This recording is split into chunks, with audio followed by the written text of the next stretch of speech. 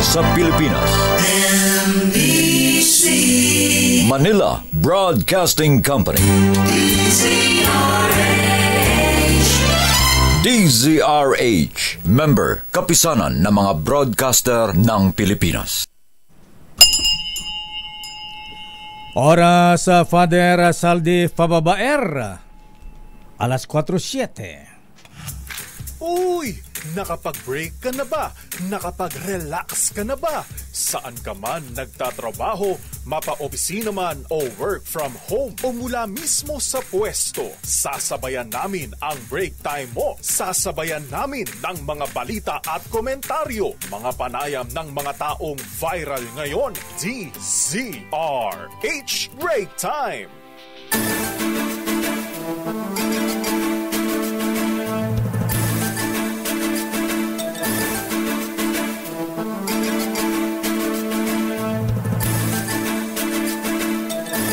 Magandang hapon, Pilipinas.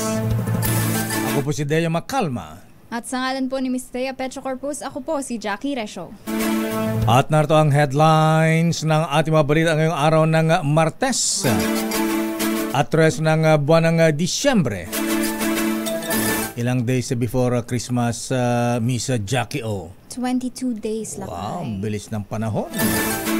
Sa ating mga headlines, Malacanang dumistansya sa impeachment complaint laban kay Vice President Sara Duterte Carpio. Trabaho sa Senado hindi apektado sa impeachment complaint kontra kay VP Sara sa Kamara. Mary Grace Piatos at maging si Fernando Tempura na one recipient ng Intelligence Fund ng Office of the Vice President. Hindi rehistrado ayon sa Philippine Statistics Authority. Si Mary Grace Piatos pa lang ata lakay. Wala pa yung kay Tempura. Wala mas Tempura. Samantala, hinalang nawaldas ang daan-daang milyong Intel funds ng OVP at DepEd lumakas sa peking Mary Grace Piatos. Dagdag sweldo sa mga empleyado sa Cordillera at Mimaropa. Abay, swerte nila. Asahan nila bago matapos ang taon ayon sa DOLE. Russian submarine na naispatan sa West Philippine Sea. Walang nefarious activity ayon sa AFP. Buti naman. Masayang pagtitipon na uwi naman sa trahedya. 3 ang patay, 30 ang naospital matapos kumain ng karne ng pagong. Diba naman yung kinakain Oo, kasi? Oo nga, lakay. Ngayon ko lang narinig yun. Ay, sabi kasi yung iba, aphrodisiac daw yan eh. Samantala, Korean national na pumatay sa isang aspin sa Maynila. Hinatulang makulong ng 2 taon. Bulkang Taal muling nag-alburuto. Nag-phreatomagmatic eruption kaninang umaga. Quiapo Church, todo handa na para sa Traslasyon 2025. Walkthrough gagawin bukas ng umaga. At ngayon sa detalye natin mga balita, labas ang Malacanang. Ayaw makisawsaw sa impeachment complaint laban kay Vice President Sara Duterte Carpio. Ayon kay Executive Secretary Lucas Bersamin, ang inihaing complaint sa Kamara ay malinaw na inisyatiba ng mga pribadong individual. At ang pag-endorso dito ay prerogative na ng sinumang miyembro ng mababang kapulungan. Sinabi pa ni Secretary Bersamin na malinaw ang unang pahayag ng Pangulong Bongbong Marcos tungkol dito. At sabi ng Pangulong Marcos ay huwag na ituloy ang pagsasampa ng impeachment complaint laban sa Vice Presidente. Ayon sa Pangulong Bongbong Marcos, ang impeachment complaint laban kay VP Sara ay aksaya lamang ng panahon at dahilan pa ng pagkakawatak-watak at hindi makatulong sa pag-angat ng buhay ng mga Pilipino. Samantala, nanawagan si Senate President Francis Cheese Escudero sa Senado na hindi dapat maapektuhan ang kanilang trabaho ng inihaing impeachment laban kay Vice President Sara Duterte. Kasabay nito ang kahilingan sa mga kasamahan na huwag nang magkomento hinggil sa impeachment dahil sa oras na ito'y matuloy, sila sa Senado ang magsisilbing hukuman. Ito'y para mapangalagaan ang integridad ng Senado bilang impeachment court. Paalala ni Escudero na habang papalapit ang 2025 election ay mahalagang ang kanilang atupagin ay ang pangangailangan ng ating mga kababayan at hindi maaapektuhan sa ingay sa politika. Mahalaga na mapanatili ang integridad ng Senado kahit na sila ay magkakaiba ng paniniwala sa politika at grupong kinabibilangan. Tiniyak ni Escudero na nakahanda ang Senado na gampanan ng kanyang constitutional mandate at maging patas at may integridad para sa kapakanan ng mas nakararami nating mga kababayan. Nanawagan naman si Presidential Sister Senator Amy Marcos sa kanyang pinsan na si House Speaker Ferdinand Martin Romualdez na makinig kay Pangulong Ferdinand Bongbong Marcos Jr. Di kaugnay ng panawagan ng Pangulo na huwag nang pag-aksayan ng panahon ang paghahain na impeachment complaint laban kay Vice President Sara Duterte. Sa panayam ng damdaming bayan, sinabi ni Senator Amy na dapat irespeto ang Pangulo at isantabi muna ang anumang ambisyon sa politika alang-alang sa bayan. Narito si Senator Amy Marcos. Konting respeto naman sa ating Pangulo na nawagan na hindi yan mahalaga at hindi makakatulong. Dapat makinig na sa Pangulo. Alang-alang sa bansa, yan na lamang ang isipin natin. Isantabi muna ang mga hinanakit, ang galit, ang ambisyon. Ay talaga, itabi muna lahat yan. At ang layo-layo pa ng 2028. Totoo Sabi po yan. nga, it's a political lifetime away. Ba't nagmamadali? Samantala, dumistansya rin ang senadora sa bangayan ng Pangulong Marcos at kaibigang si Vice President Sara na tinawag niyang madugo at putikang away. Nartong muli si Senator Amy Marcos. Kaya nga ako lumayo na. Sabi ko nga ayoko na makipag-alyansa maski saan pagkat nakikita naman natin na talagang mauuwi sa madugo at putikan na away. Kaya eto nga, sabi ko magtrabaho na lang tayo at yun ang panawagan ko sa lahat. Pwede ba? Pero yung mamagitan, ako sa kanila na yan, pinagdadasal ko na lamang. Samantala, aminado ang Office of the Ombudsman na tali ang kanilang kamay laban sa kaso ni Vice President Sara Duterte. Sa panayam sa programang 2x2, sinabi ni Ombudsman Samuel Martires na kinakailangang ma-impeach muna ang isang impeachable officer bago kasuhan ng kriminal, civil o administrative. Ayon kay Martires, sa ngayon ay nagmamasid lamang sila at wala pang nakikitang pagkakataon na dapat imbestigahan si Vice President Sara. Tanging ang Commission on Audit lamang umano ang otorisadong mag-imbestiga laban sa kasong confidential funds na ikinaharap ni VP Sara at ng OVP kung kaya't hindi makikisali ang Ombudsman sa usaping ito. Ayon pa kay Martires, ang mga pahayag na binitiwan ni VP Sara katulad ng mga pagbabanta sa buhay ng Pangulong Bongbong Marcos ay NBI ang bahalang mag-imbestiga at nasa kamay ng DOJ kung magsasampa ba ng kaso laban sa kanya. Narito si Martires. Hanggat hindi tapos ang proseso ng audit, nakatali ang aming mga kamay. Wala kami mga gawa. Hinihintay namin yun. Kasi kung pagdating sa bandang huli, sasabihin ng Commission on Audit o sasabihin ng Supreme Court na wala man basihan yung mga notice of disallowances, walang basihan yung mga disallowances na ginawa ng COA, anong isasampa namin sa kanya? Wala. Ang problema lang ay hindi kami pwede mag-file ng kaso, criminal o civil o administratibo, kung yung kasong yan will result in the dismissal of the case of the subject impeachable officer. Nakatali ang kami namin dahil sa decision ng Supreme Court interpreting yung provisions sa impeachment ng impeachable officers. So, hindi kami makakagalaw hanggat parang sinasabi ng Supreme Court kasi, i-impeach niyo muna ang isang impeachable officer bago makasuhan ng criminal o civil o administratibo. Dumipensa rin si Ombudsman Samuel Martires na hindi siya bata. Hindi siya bata-bata ni dating Pangulong Digong Duterte. Ito dahil sa paratang na kaya hindi pa gumagalaw ang Office of the Ombudsman para kasuhan si Vice President Sara Duterte Carpio ay dahil Duterte appointee siya. Sa panayam ng 2x2, sinabi ni Justice Martires na nakikiliti umano siya sa mga paratang na ito. Ang kay Ombudsman, hindi siya inilagay sa pwesto ni Pangulong Duterte para i-babysit si Vice President Sara, bagkus ay para gawin kung ano ang tama. Naritong muli si Ombudsman Sam Martires. Alam nyo, sa mga tanong na yan, masyado sa mga paratang sa amin o sa akin, na masyado na akong nakikiliti. Hindi na maganda yung pagkakakiliti sa akin. Kung ganyan naman ang kanilang sinasabi. So lahat ng opisyal ng gobyerno na katulad ng mga Pinoy appointees, di ba? May mga si President Aquino, si President Arroyo. Ibig bang sabihin hanggang ngayon yung loyalty nila, yung still they're beholden to the past president? Nang in-appoint ako ni President Duterte, wala naman kami usapan na, Hoy, Justice Martires, you take care of my children, you babysit. Hindi naman ako in-appoint na babysitter In-appoint ako ni President Duterte, dahil siguro sa paniniwala niya sa akin, in-appoint niya ako, ang sabi niya sa akin, do what is right. Kala ko Justice hindi babysitter, kundi caregiver. Iba na atahin na kayo. Sa mga may edad.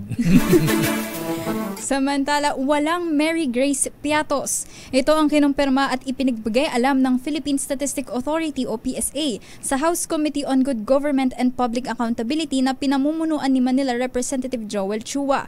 Sa dokumentong pinirmahan ni Claire Dennis Mapa, Undersecretary ng National Statistician and Civil Registrar General, walang record si Mary Grace Piatos sa PSA at sa database ng Civil Registry System para sa Certificate of Live Birth, Certificate of Marriage at Certificate of Death.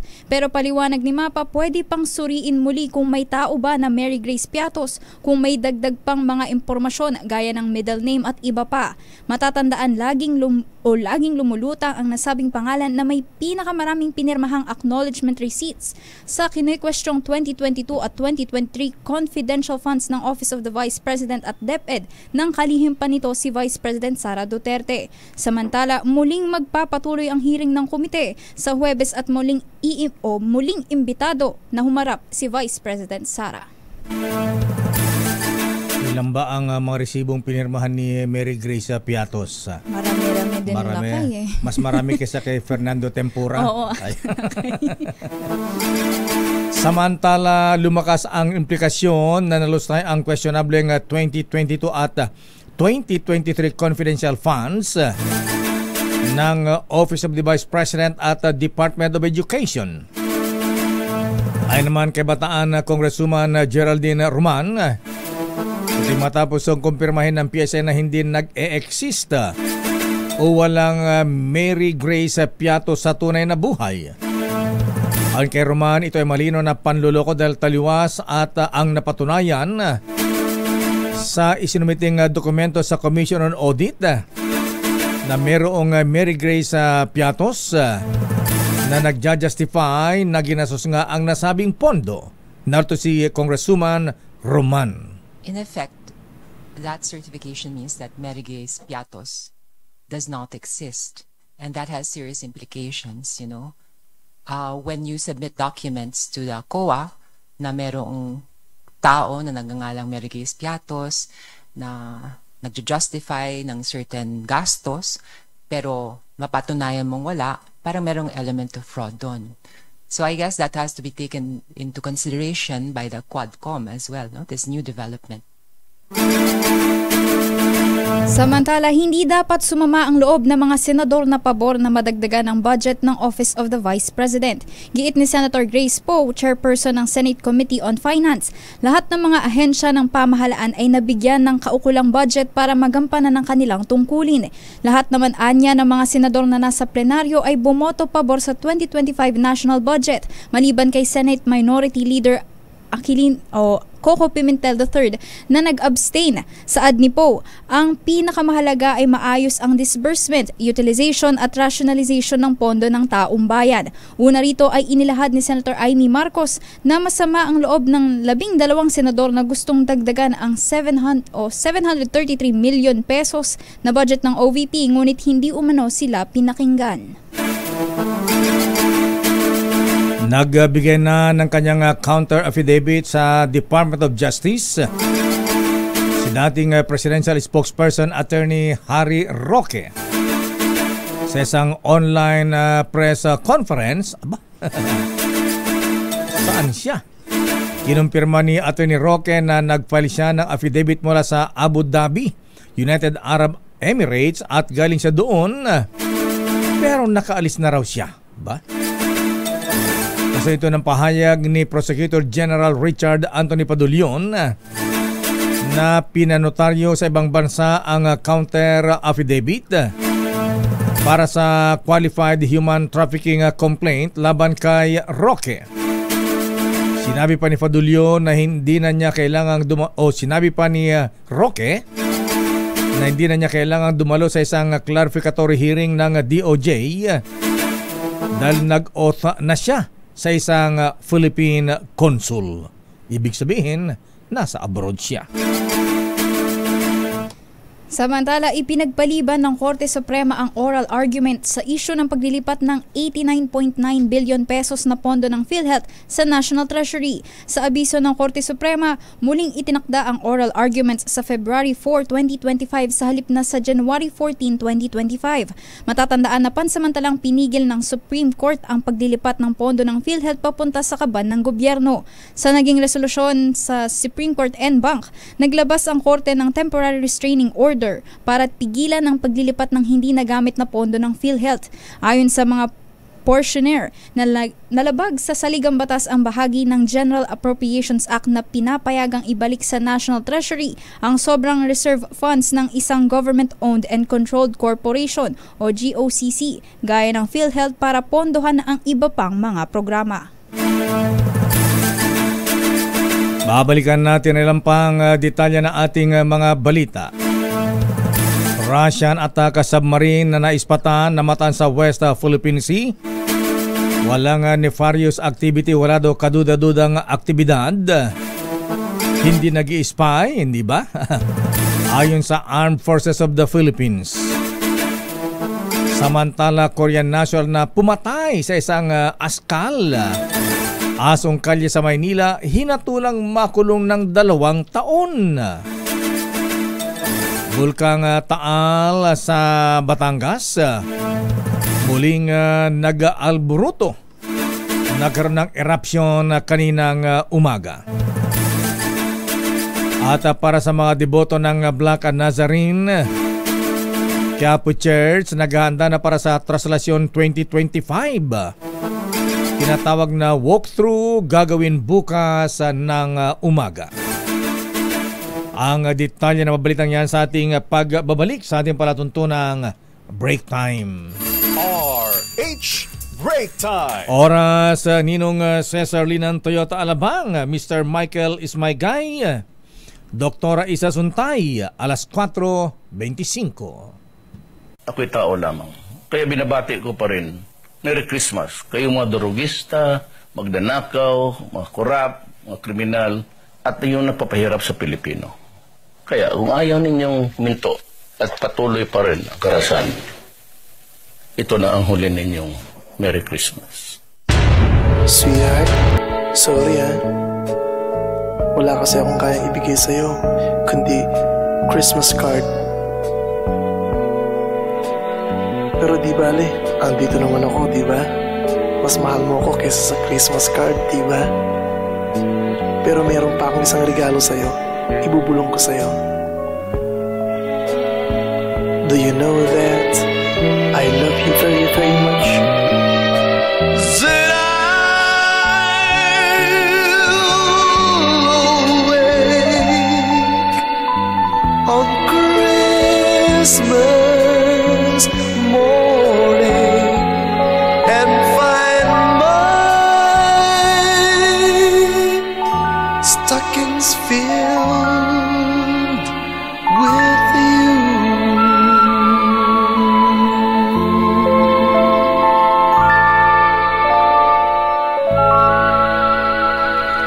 Merry Christmas, Ninang Jackie O. Merry Christmas! Ninang. Samantala, standby Milky Rigunan. Aba, ready na raw ang impeachment complaint. Standby ano ang latest mula kay Pangulo sa Malacanang. Standby Raymond Dadpaas. Abay, kumusta ang impeachment, magiging impeachment court ang Senado. Pero bago yan, bati mo natin ng happy birthday si Mayor. Si Kuyang Mayor Reta Angara ng Baler Aurora. Abay, binabati ng mabreto ng Manuel Luis Quezon na Masonic Class number 262. Mula kay Kuyang Dong Hulipas at Secretary Berwelsifol Sani Angara. Aba, happy birthday din kay Dr. Christine Dorothy Pagaduan. Mula kay Kuyang Noble Daddy General Moy Pagaduan. Happy birthday din kay Kuyang Noli Gonzales ng Carayan Shrine Club. Very worshipful Charles Xavier Calapini ng Lawag Masonic Lodge. Naragsak nga pa nagkasangay Kuyang Charles mula kay Kuya Joey Soriano. Aba, ready na rin yung Emperador Light at saka pinapaitan. Ay, kasarap naman. Happy birthday din kay Kuyang James Dagondon. Engineer Bing Alvarez at Kuyang Mark Dansal. At dating PNP Chief General Benjamin Acorda. At congratulations sa mga incoming officers ng Katimugan Shrine Club. Aba, mamaya ang public installation sa Grand Lodge, mga brethren, mga nobilities, and incoming Noble President Ronald Yulo. First BP Randy Lau. Second BP Alfred Adrian Martin. Ang guest of honor ni speaker, abaga taga Department of Finance, si very worshipful ASEC Gerald Alan Quebral. At ang inspirational speaker, BJMP Chief, Right Worshipful General Ruel Rivera. Congratulations mga nobilities. At congrats din sa mga newly installed officers ng Bulacan Shrine Club kaninang alas 2 ng hapon ongoing. At ngayon sa detalye pa rin ating mga balita. Ikalawang impeachment laban kay Vice President Sara Duterte Carpio. Pasadong ihain ng Progressive Bloc. Aba, talagang inuulan. Ayan, pinuputakti ang impeachment complaint laban kay VP Sara. Alamin natin ang detalye mula kay Aris number 12, Milky Rigunan. Please come in, Milky. Lakay, bukas isasampa ang ikalawang impeachment complaint laban kay Vice President Sara Duterte. Paungunahan ito ng iba't ibang mga progressive groups at nakatakdang endorso naman ng Makabayan Bloc. Ito ay sa mga alegasyon ng corruption, misuse of confidential funds, partikular ang 2022 at 2023 confidential funds ni VP Sara. Base sa report, 50 kinatawan ng iba't ibang mga progressive organizations at mga concerned citizens ang magsasampa ng impeachment complaint laban sa pangalawang Pangulo. Sasabayan naman ito ng kilos protesta ng bagong alyansang Makabayan o Bayan sa harap ng batasan para ikikat accountability sa issue ng hindi may paliwanag na 2022 at 2023 confidential funds ng committee at DepEd ng kalihimpan ng ahensya ang pangalawang Pangulo. Una rito, sinabi ni Tingog Party List Representative Jude Asidre tungkulin ng Kamarang tanggapin ang anumang impeachment complaint sa harap ng posisyon ni Pangulong Bongbong Marcos na tutol siya tungkol dito. Sabi ni Asidre, ang pagsasampa ng impeachment complaint ng iba't ibang mga grupo at organisasyon ay senyales na irigate din ng taong bayan ang accountability sa paggastos ng pera ng taong bayan. Ako si Milky Rigunan para sa Sakay. Anong reaksyon ng mga kaalyado ng Pangulong Marcos sa Kamara? Lalo na ang House Speaker dahil may panawagan na ang Pangulong Marcos na huwag nang ituloy ang impeachment laban kay VP Sara. Alam mo na kay ang posisyon dito ng mga House leaders ay tungkulin lang tanggapin yung mga isasampa na impeachment complaint. Kung meron tong form and substance ay idudulog sa House Committee on Justice at kung magkakaroon lakay ng 103 na lagda ang mga itong impeachment complaint at kasi i-consolidate ito at pagsasama-samahin, ay posibleng iakyat na ito sa Senado Lakay na siya namang magsisilbing impeachment court kung matutuloy. So 103 ang magic numbers para may isulo ang impeachment complaint laban kay VP Sara. Magic numbers. Ayan. Signatures. Signatures Lakay, pirma ang kailangan para umusad ang impeachment complaint.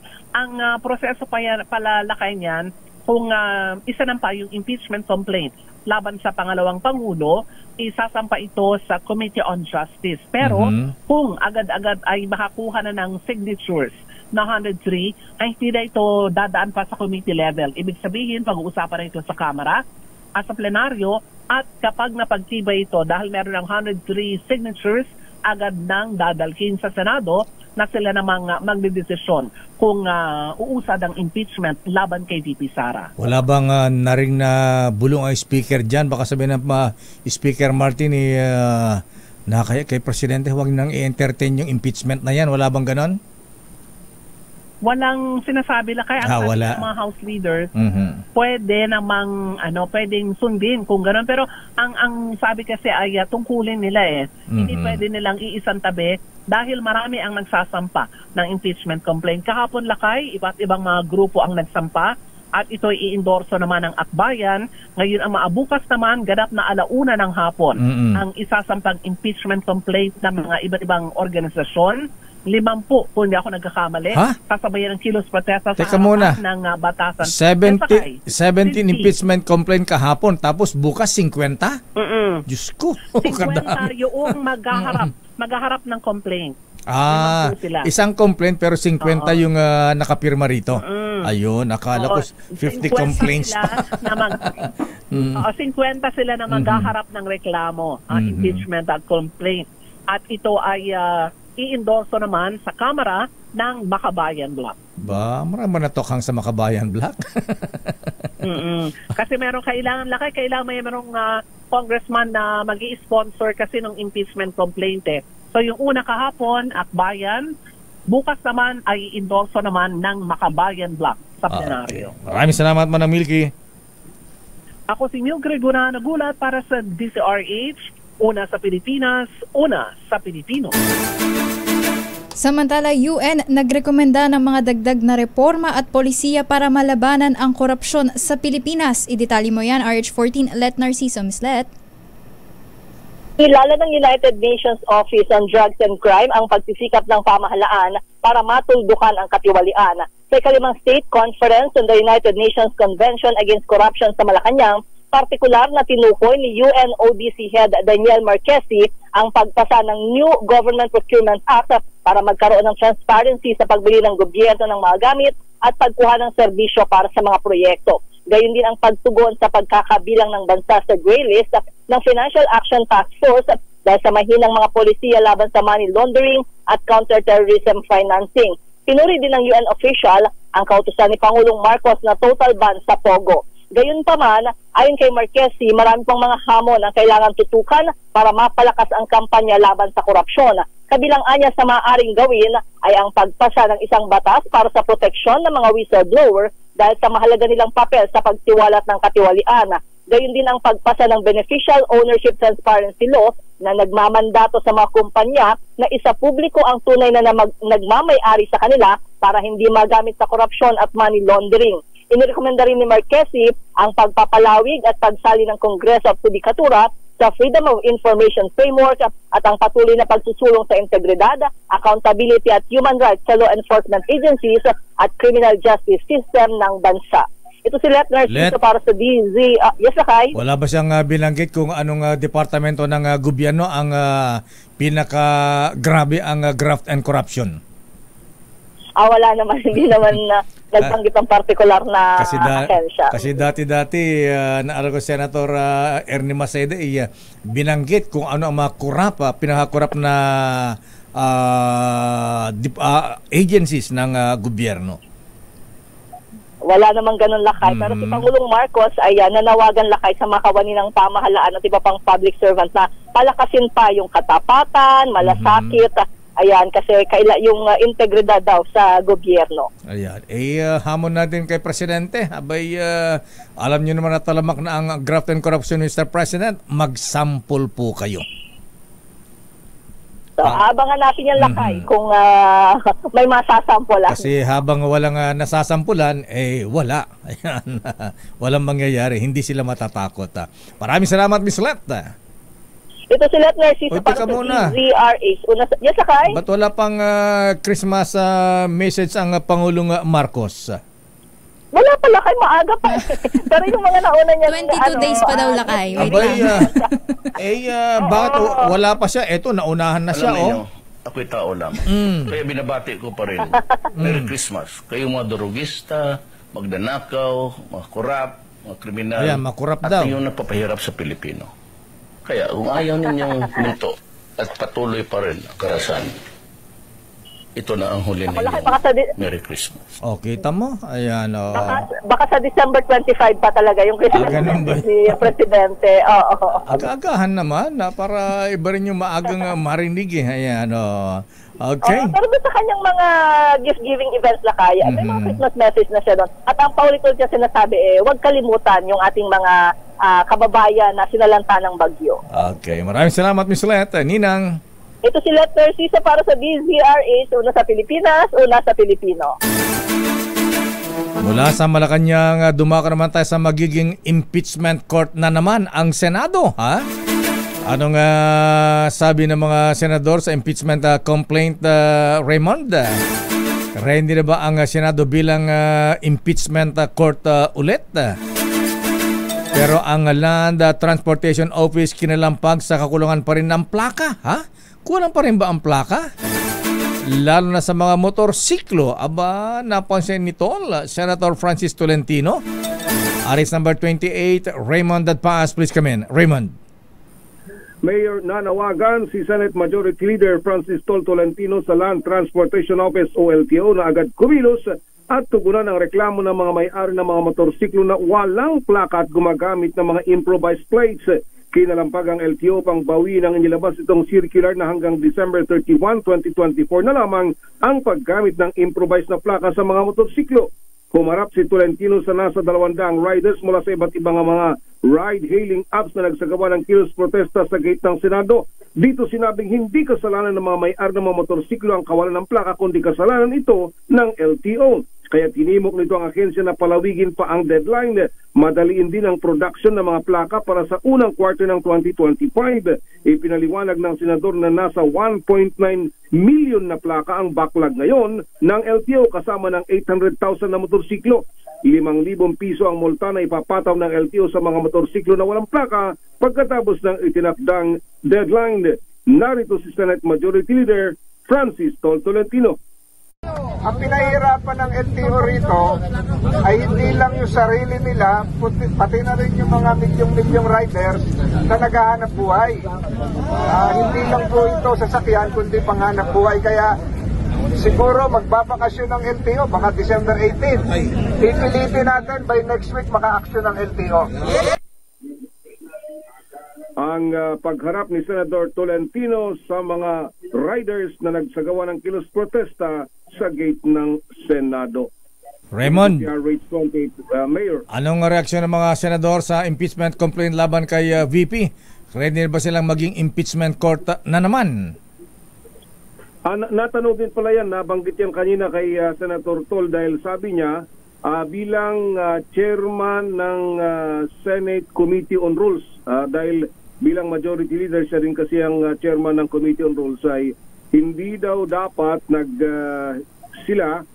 sila dapat nagbibigay ng anumang pahayag hinggil sa kaso na sila ang magiging hukom.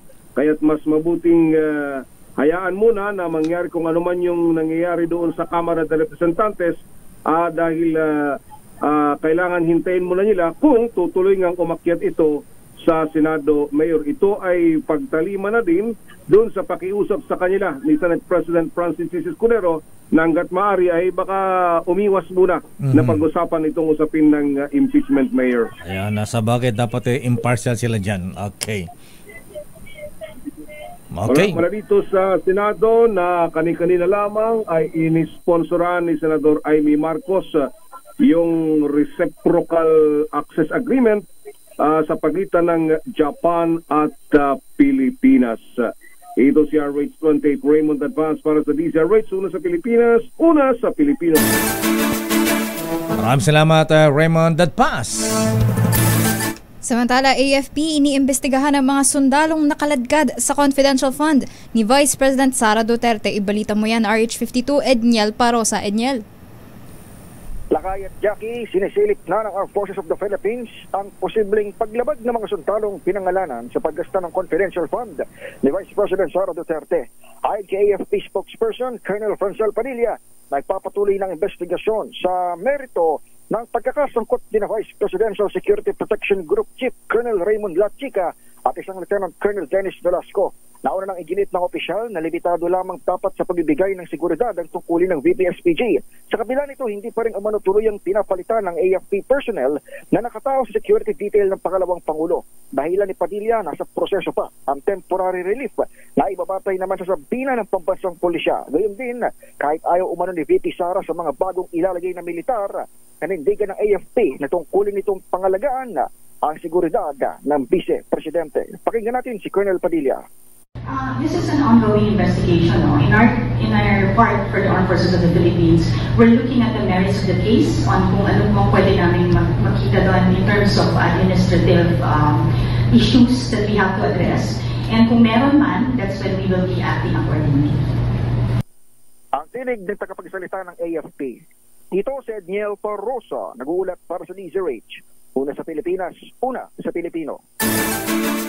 Samantala, pinawi naman ng Armed Forces of the Philippines ang pangambang may kahinahinang bagay na ginawa ang Russian attack submarine na namataan sa West Philippines noong nakalipas na linggo.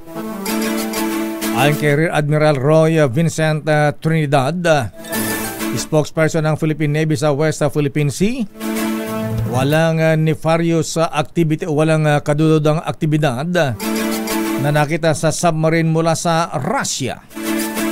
Nang makita man ng Philippine assets ang submarino, may dalang vessel itong kasamang indikasyon na nag-refuel o sumalang na ito sa repair. Una nang nagpahagi ng pagkabahala ang Commander-in-Chief, ang Pangulong Bongbong Marcos Jr. sa tinawag niya itong intrusion o kaya ay very worrisome. Pero ang sabi ng Philippine Navy, inobserbahan ng Russian submarine ang freedom of navigation. Lalo talaga namang dumaan sa bahagi ng high seas o international waters o open sea lane. Bagaman ito ay nasa exclusive economic zone ng Pilipinas. Samantala, nauwi sa trahedya ang masayang pagtitipon sa Maguindanao matapos mabiktima ng food poisoning ang mga dumalo. Patay ang 3 katao habang 30 naman ay isinugod sa ospital sa Maguindanao del Norte. Ito ay matapos na malason ang mga biktima sa kinaing turtle meat kung saan nakaranas sila ng pagsusuka, pananakit ng tiyan at pagkahilo. Ayon sa Provincial Health Office, dumalo ang mga biktima sa isang pagtitipon sa Taga-Datu Bla, Sinsuat, kung saan nakain ang turtle meat. Patuloy naman ang investigasyon sa insidente. Kumakain ka ba ng Hindi ng pagong? Lakay, Hindi pa nakatikim yan? Hindi pa lakay. Siguro ang pinaka-exotic na nakain ko siguro nun lakay ay palaka. Palaka? Hindi exotic. Akala ko asusena. Samantala, top 2 most wanted person ng NCRPO sa kasong pagpatay. Inaresto naman sa Maynila. Arrest number 27, Noche Cacas. Please come in. Noche. Lakay at Ms. Jackie, arestado ng mga otoridad ang top 2 most wanted person sa kasong murder sa lungsod ng Maynila. Ayon sa report na sa listahan ng regional most wanted person ng Metro Manila ang akusado dahil sa murder case dito. Walang piyansang sila ng kaso ng akusado. Sinilga rito ng warrant of arrest sa may railroad track malapit sa Calamba Street sa Sampaloc. Sa kaugnay naman nito, Lakay at Jackie, 70 wanted individuals ang napusasan rin sa NCRP operation, 34 ang most wanted persons habang ang 36 ay other wanted persons na sangkot sa iba't ibang kasong kriminal sa NCR. RS27 Noticakas DZRH. Una sa Pilipinas, una sa Pilipino. Muchas gracias. Buenas tardes, Noche Kakas. Babalikan po natin ilang pang detalye ng ating mga balita. Antabayan ang detalye ng Vice Mayor. Inaresto dahil sa kasong murder. Wow! Samantala para sa mga manggagawa ng Cordillera at Mimaropa, good news. Abay, posible maaprubahan ang inyong wage increase ngayong buwan ng Disyembre. Ba? Magandang Christmas gift yan. At Bulkang Taal muling nag-alburuto, nagkaroon ng eruption kaninang umaga. Ang detalyang balitang yan sa ating pagbabalik sa ating palatuntunang Break Time. RH Break Time. Oras sa Hermana Rosie Sarangaya, alas 4:52. Ang nila pagkaliwagan ng Dato Bago Masonic Class 197. Magandang hapon sa mga brethren natin dyan sa Davao City. Sa ating pa ring mga balita, dagdag sweldo sa mga manggagawa sa Cordillera Administrative Region at Mimaropa posibleng maaprubahan ngayong buwan ng Disyembre. Ayon kay Labor Secretary Benny Laguesma, maaaring ilabas ng Regional Tripartite Wages and Productivity Board ang adisyon na dagdag sweldo ngayong Disyembre. Pero tumanggi muna si Secretary Laguesma na sabihin kung magkano ang dagdag sweldo sa mga magagawa sa dalawang rehiyon. Samantala hindi na ipatupad ang dagdag sweldo sa Bicol Region dahil naman sa mga hiling ng mga empleyado. Ayaw nila. Tulong na rin nila ito sa kanilang mga employer na sinalanta naman ng magkakasunod na bagyo. Babait na manggagawa dyan, naawa sa kanilang mga employers. Parang sa kanila lang ata lang.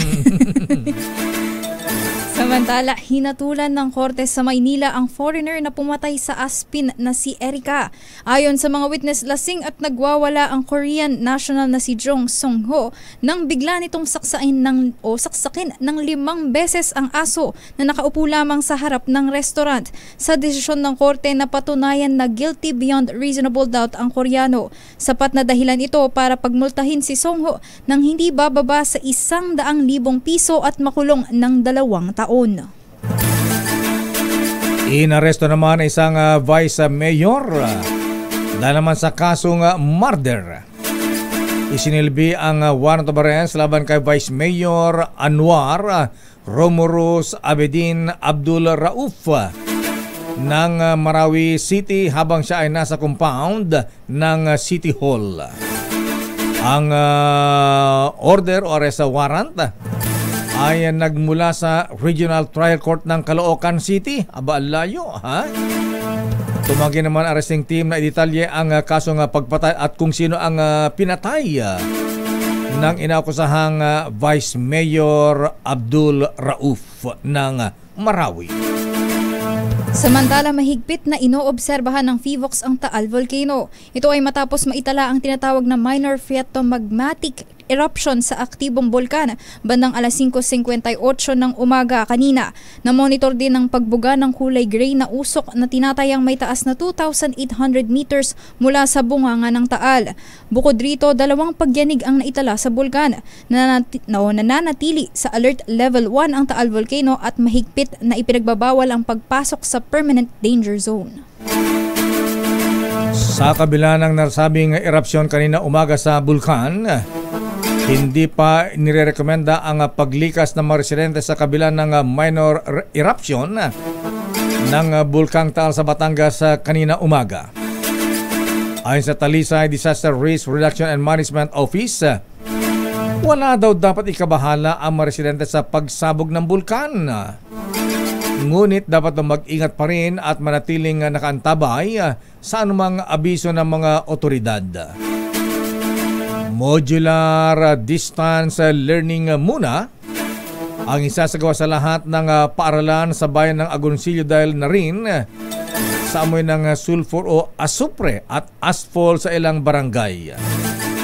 Naitala ang pagputok ng bulkang Taal kaninang alas 5:58 na umaga at tumagal ng 4 na minutos. Samantala, pinaghahandaan na ng Quiapo Church ang Pista ng Itim na Nazareno sa 2025. Magsasagawa ng walkthrough ang mga pamunuan ng simbahan bukas alas 5 ng umaga. Magsisimula sa Quirino Grandstand ang walkthrough at tatahakin ang buong ruta ng traslasyon bilang bahagi ng paghahanda. Nais tiyakin ng pamunuan ng simbahan at ibang ahensya ng gobyerno ang kaligtasan ng mga lugar na daraanan ng tradisyonal na prosesyon. Samantala, dinipensa naman ng White House sa Amerika ang pardon na iginawa ni US President Joe Biden sa kanyang anak na si Hunter Biden.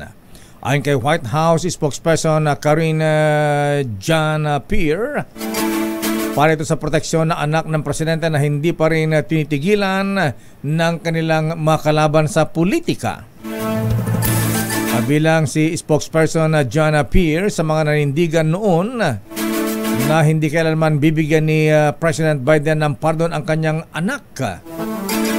Dahil sa biglang desisyon ni President Biden, nasira ang tiwala ng parehong Republicans at Democrats sa judicial system ng Amerika.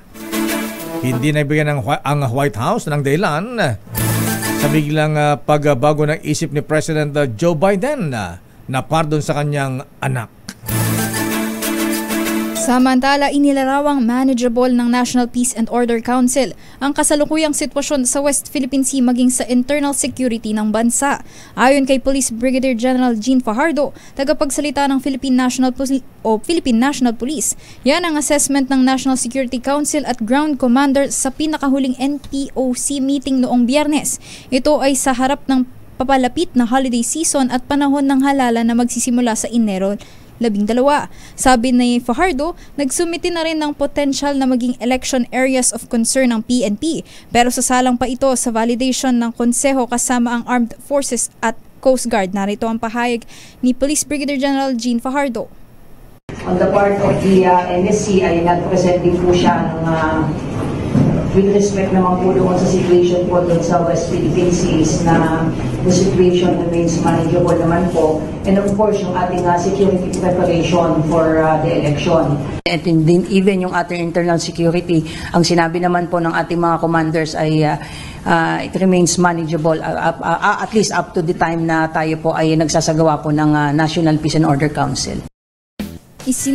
Isinagawa ang pulong ng security sector ilang araw matapos magpahayag ang PNP at AFP na hindi na kailangan pang magtaas ng alerto sa kabila ng kasalukuyang ingay at bangayan sa politika.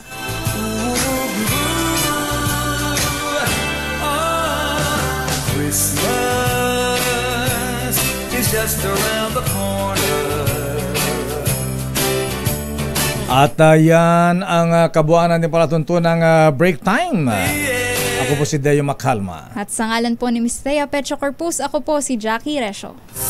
Antabayan natin mga balansyadong balita at Chairman of the Board Henry Uri. Mayroon sa Miss Karen Oyong na nasa China pa rin sa imbitasyon ng Chinese Embassy. Ha? Ba, naamoy ko rito, ha? Miskay, baka nire-recruit ka na, ha? Okay, papalit ka na kay Mayor Alice Guo, ha? Hindi lakay, loyal po si Miskay. Siyempre na, alam natin yan. Bye-bye at ingat-ingat po at stay safe. Merry Christmas. Bye po. Oras sa ganap ng alas 5:02.